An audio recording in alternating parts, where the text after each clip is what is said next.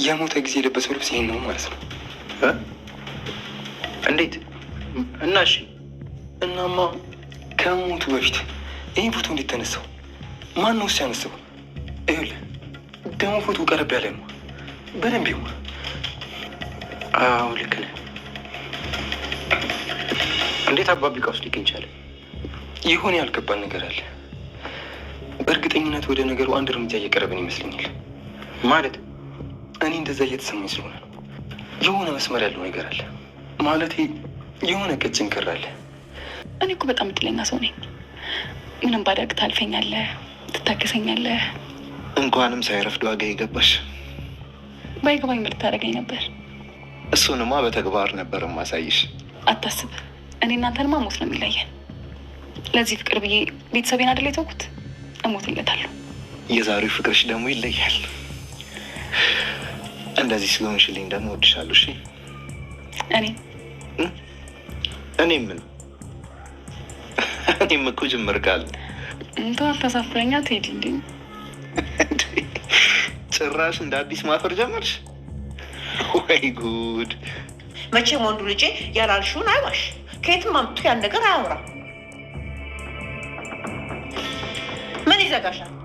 እኔማ ደህና ልጅ እንደ ቁም ነገር ያላት ልጅ እያልኩ ነበር። ለካ እንዲህ መና ነሽ።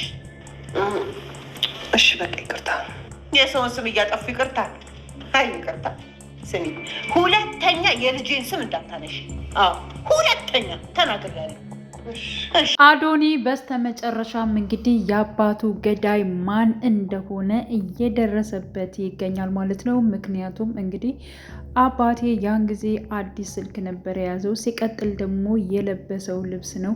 ይህ ፎቶ የት ነው ያገኘው በማለት እንግዲህ ያው ቤሎን ማለት ነው አናግሮት ነበረ። ቤሎንም እንደዚሁ ከአባቱ ፋይል እንዳገኘው ነው እንግዲህ ሲናገር የነበረው ማለት ነው። ስለዚህ አሁን ላይ የሆነ መስመር ላይ እየደረስን ይመስለኛል በማለት እንግዲህ ያው አዶኒ እርግጠኛ ሆኖ ማለት ነው ከቤሎን ጋር እያወራ ይገኛል። በነገራችን ላይ በጣም ጎበዞች ናቸው ማለት ነው። ልክ እንደ ፖሊስ ነው የሚመረምሩት። ያ ማለት እንግዲህ ቤሎንና እንዲሁም ደግሞ አዶኒ ማለት ነው። አዶኒም እጅግ በጣም ጠንካራና ጎበዝ እንዲሁም ደግሞ ለአባቱ ቃል እየገባለት ነበረ። ምክንያቱም አባዬ ገዳይህን ሳላገኝ እኔ እንደዚህ አላርፍም፣ የገደለህን ሰው የግድ አገኘዋለሁ እያለ ሲናገር ነበረ። እንዲሁ ፎቶውን እያስተዋለ ባለበት ሰዓት ነበር ድንግጥ ያለ። ምክንያቱም አባቱ ሙሉ የለበሰው ልብስና እንዲሁም ደግሞ የያዘው ስልክ ማለት ነው አጠቃላይ የሱ የሆኑ ነገሮችን በወቅቱ የተነሳበት ወይንም ደግሞ የለበሰው በሙሉ ማለት ነው ከቤት ውስጥ እንደሌለ።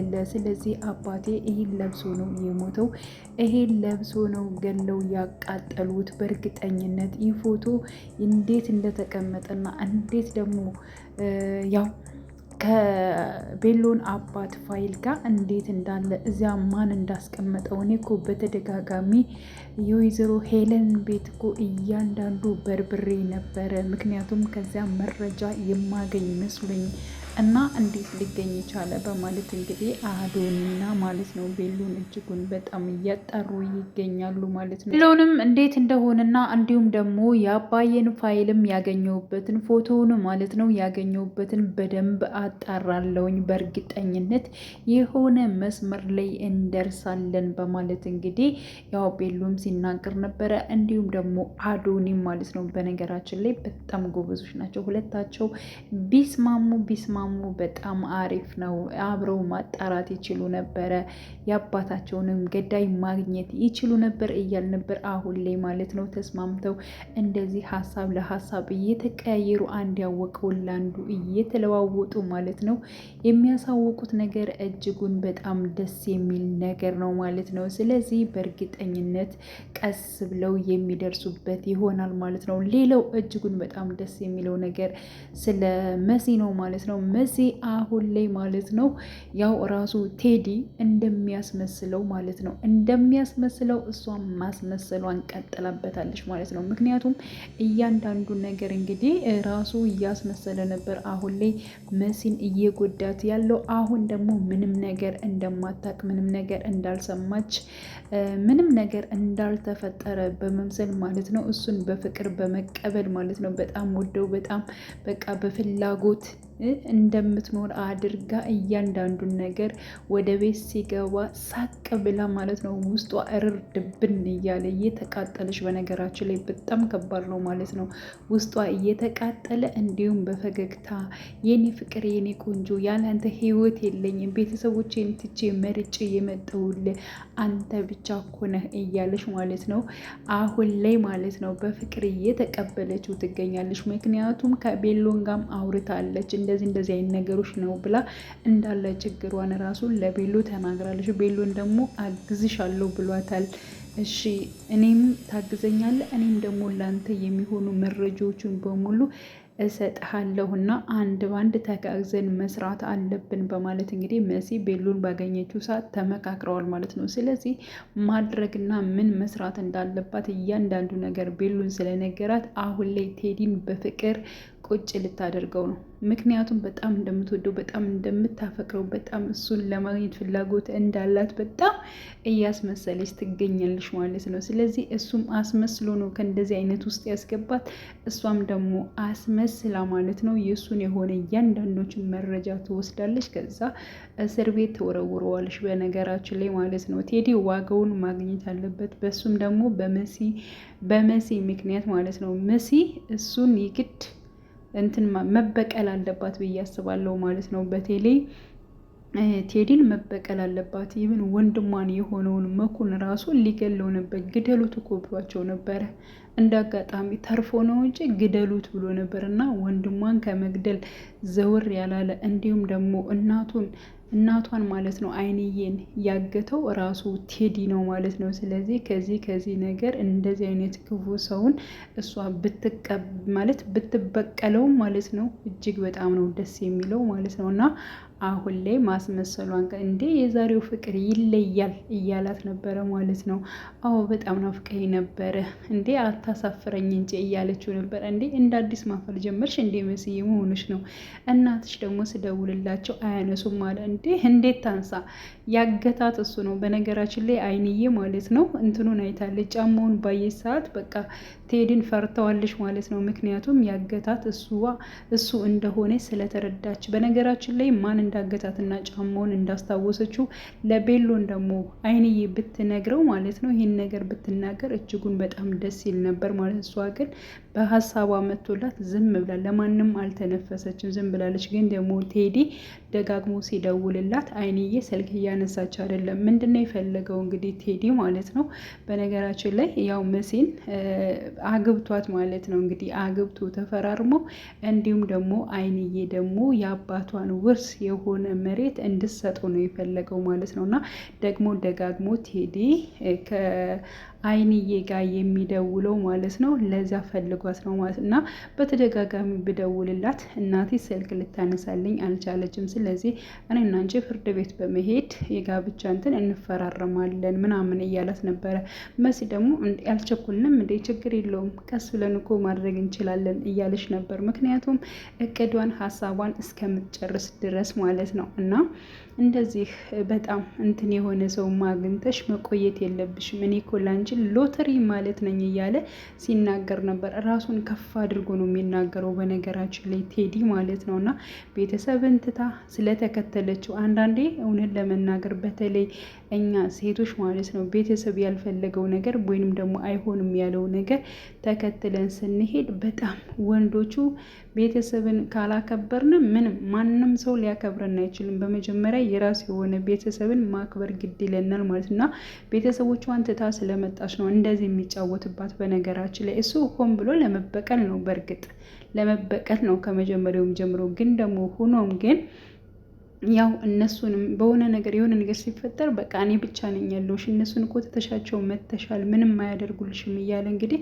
ሁልጊዜ ነው የሚናገራት ማለት ነው። እና ምንድን ነው የሚያሳየው ነገር እዚህ ጋር ቤተሰብ ያልፈለገውን ነገር በቃ አልፈለገም ነው ማቆም እንዳለብን ነው እኔ የተረዳሁት ማለት ነው። እና በዛ መልኩ እንግዲህ መሲ እንትን እያላት ይገኛል። ግን ደግሞ አሁን ላይ በእርግጠኝነት ትበቀለዋለች ብዬ ነው የማስበው። እያንዳንዱን ነገር ነቅታበታለች። ስለዚህ እዚያ ቤት ውስጥ የታሰረው ወይንም ደግሞ የታገተው ሰው ራሱ ማን እንደሆነ ማወቅ በጣም ትፈልጋለች። በእርግጠኝነት የቤሎን አባት ሊሆን ይችላል፣ አሊያም ደግሞ ናሆም የቤሎን አጎትም ሊሆን ይችላል ማለት ነው። የቤሎን አጎትስ የት ጠፋ?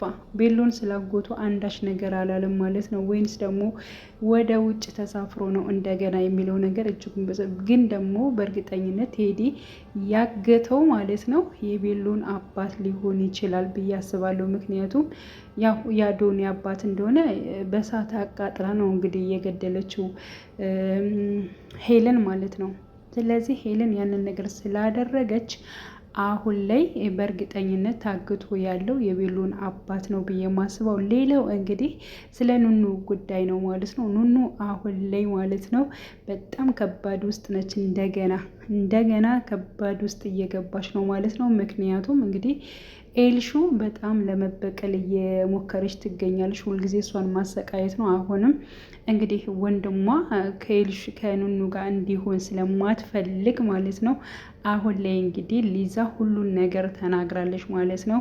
ያ ማለት እንግዲህ የኤልሹ ጓደኛ ሆናለች። በቃ በአጠቃላይ የኤልሹ ጓደኛ ሆናለች። የኤልሹ ጓደኛ ስትሆን እያንዳንዱን ነገር በግልጽ ነገረቻት ማለት ነው። ያ ማለት እንግዲህ አንቺ እንደገመትሽው፣ አንቺ እንትን እንዳልሽው ትክክል ነሽ። እኔ የቤሎን አክስት አይደለሁም፣ ጓደኛው ነኝ። በጣም ነው የምወደው፣ በጣም ነው የማፈቅረው።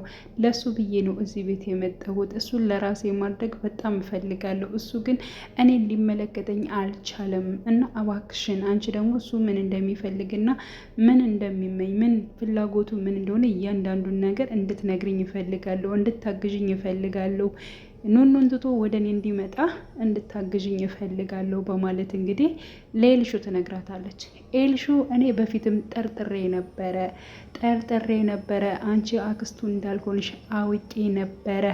ላታሯሮጭኝ አታመልጭኝ የሚለውን ነገር ማለት ነው። ላታመልጭኝ አታሯሮጭኝ የሚለውን ነገር ጠቅሳላታለች ማለት ነው። ስለዚህ እያንዳንዱን ነገር ነግራታለች ሊዛ ማለት ነው።